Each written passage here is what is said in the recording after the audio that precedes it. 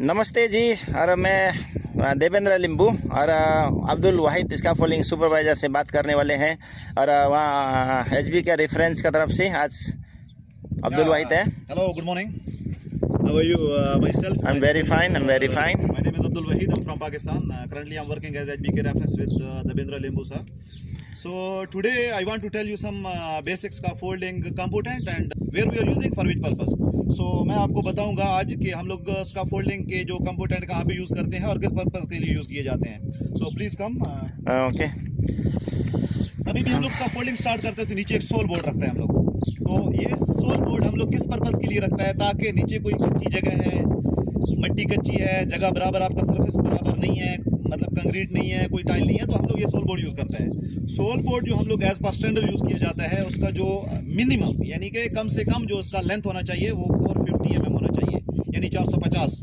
और इसका जो चौड़ाई होता है वो 225 mm होता है, और 50 mm 225 mm एंड इसका जो थिकनेस होता है वो 36 to 38 mm रहता है, जो सोल बोर्ड हम लोग यूज़ करते हैं। तो उसके बाद आता है बेस प्लेट पे। ये सोल बोर्ड के ऊपर हम लोग एक बेस प्लेट रखते हैं, इसको बेस प्लेट बोलते हैं।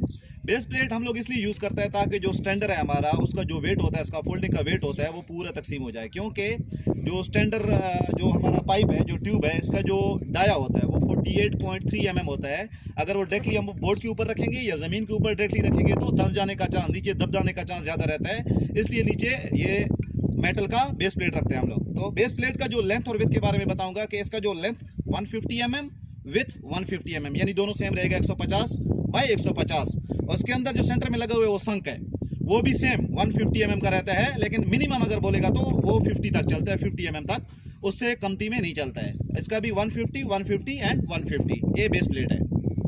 उसके बाद आते हैं डबल क्लम्प पे। ये आपका डबल क्लम्प है, राइट एंगल क्लम्प भी बोलते हैं इसको, 90 डिग्री भी बोलते हैं। इसका जो कोड है, जो स्टैंडर्ड वाइज कोड है, EN 74 है, जो पूरा फिटिंग हम लोग कोड यूज़ कर रहे हैं, EN 74।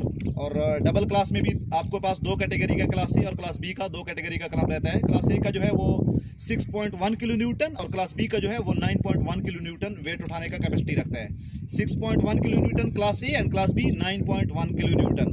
ये डबल क्लम्प है, राइट एंगल क्लम्प भी बोलते हैं इसको। इसके बाद आते हैं स्विवल में। स्विवल बोलेगा तो राउंड क्लम्प, इसको स्विवल भी बोलते हैं और राउंड क्लम्प भी बोलते हैं।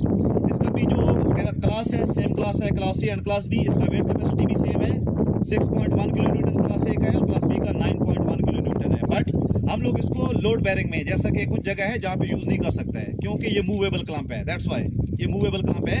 इस वजह से हम लोग इसको रनिंग लेजर में यूज़ नहीं कर सकते, रेलिंग में यूज़ नहीं कर सकते, या हम लोग जो टॉप